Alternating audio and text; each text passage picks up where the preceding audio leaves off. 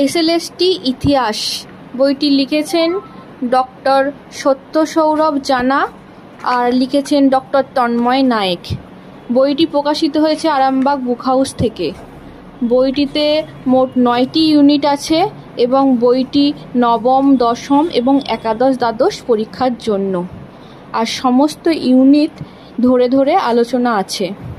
এই বইটিতে সমস্ত ইউনিট সম্পূর্ণভাবে ব্যাখ্যা করা হয়েছে এবং তার সাথে এমসিকিউ কোশ্চেনও দেওয়া হয়েছে।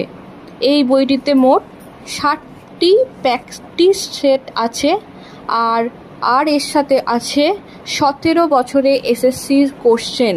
বিগত 17 বছর ধরে যে এসএসসি হয়েছে সেই 17 বছরের কোশ্চেনগুলো এই বইয়ের শেষে দেওয়া আছে এবং প্র্যাকটিস সেটগুলিও খুব ভালোভাবে প্র্যাকটিস করার জন্য দেওয়া আছে।